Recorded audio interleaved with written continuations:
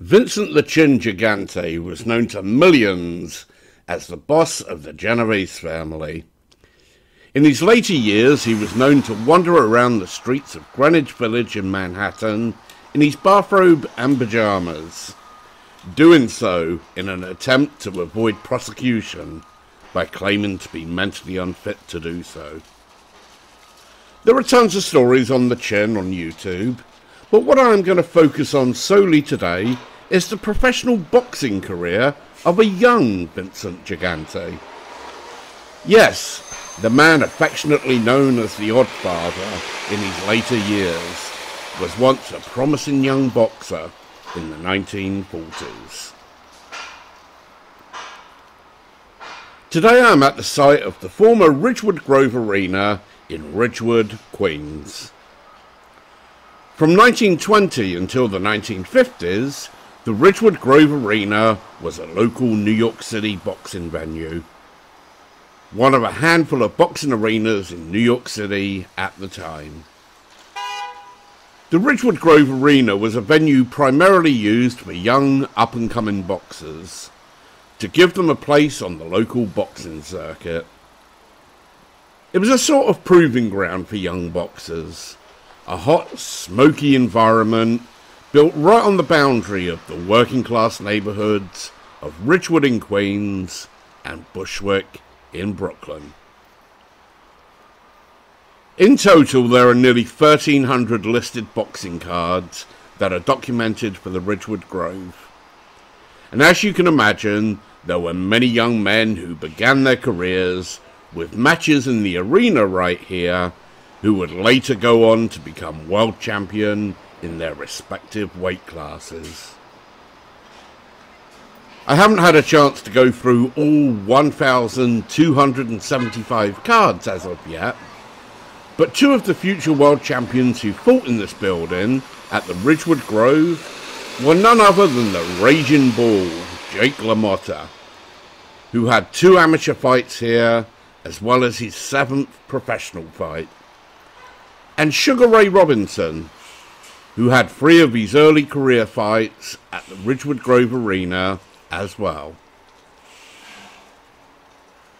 This list doesn't even include other future world champions who fought here when they were amateur boxers, people such as Willie Pep. In the near future, I will put together a comprehensive list of all of the world champions who once fought at the Ridgewood Grove Arena. There are approximately 20 or more boxers who fought professionally at the Ridgewood Grove who would later go on to become a boxing world champion. And using the same video footage that I'm using for this video, I will put that list together for you in a couple of weeks' time.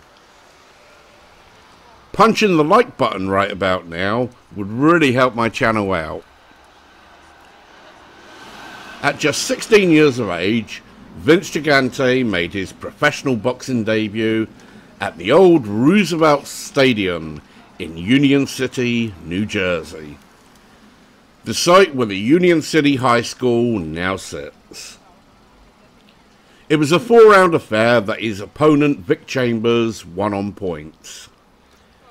The crowd booed the result, however, due to the rough tactics employed by Chambers. And after the fight, the young Gigante and 2 friends went after Chambers when he tried to shake hands. The unrest had to be controlled by the police before order was restored.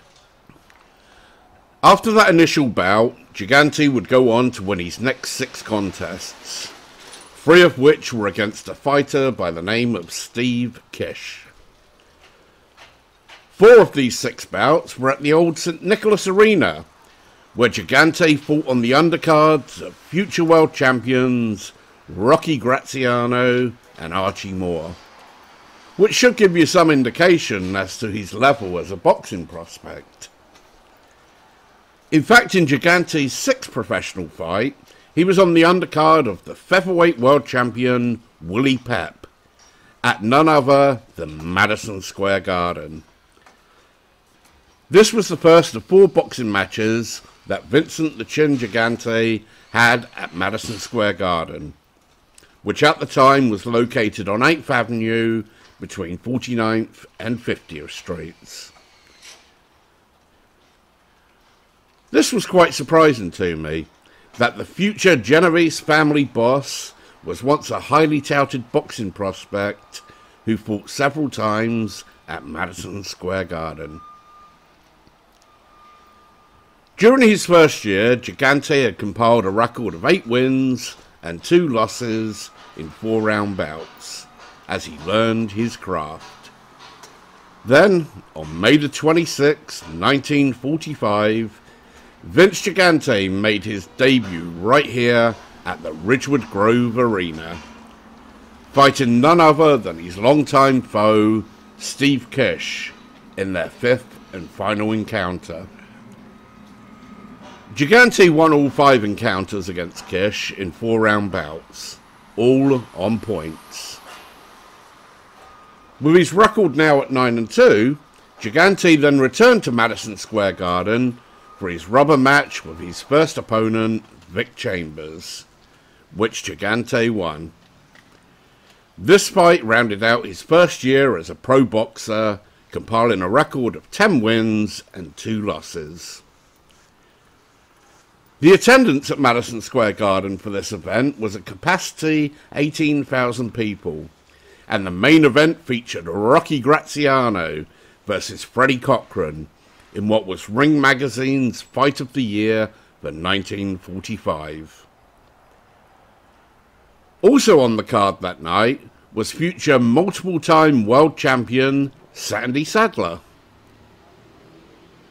who just so happens to be the uncle of the hip-hop pioneer, Grandmaster Flash. Gigante's boxing promoter was the future Genovese family boss, Tommy Eberly. Eberly also managed a young up-and-coming boxer by the name of Tony Polone. For 6 of his next 7 fights, Gigante fought on the undercard of Tony Polone fights, culminating with his only loss out of 4 fights at Madison Square Garden.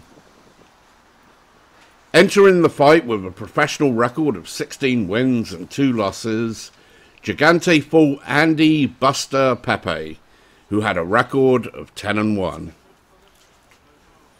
While Tony Polone headlined the card with a fight against future contender Chuck Taylor, Vinny the Chin's fight between 2 up-and-coming prospects was in the mid-card, a significant improvement from the lower card preliminary status where he began his career. Gigante lost this 6-round bout on points. Vince Gigante had one more winning fight to take his record to 17-3 before his final 5 fights took place right here at the Ridgewood Grove Arena.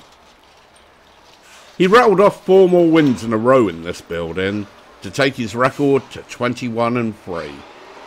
And then, on May the 17th, 1947, Vincent The Chin Gigante had his final professional boxing match.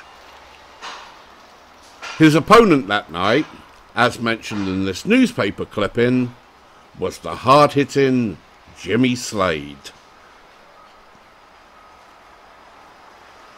Jimmy Slade entered the fight with a record of 10-1, and this was the first fight for Gigante that was scheduled for 8 rounds.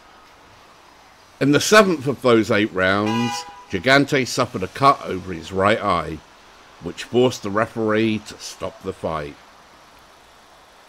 This was the only time in Gigante's 25 fights that he was stopped, and his professional boxing career ended with a record of 21 wins and 4 losses. For the time frame, this was actually a very solid boxing record. And had Vinny the Chin's career not taken a different path, it is likely that he would have continued his boxing career, and who knows how high he could have gone. His final opponent, Jimmy Slade, would go on to beat future world heavyweight title contender Don Cockle, as well as having losing efforts against future world champions Floyd Patterson, Archie Moore and Harold Johnson.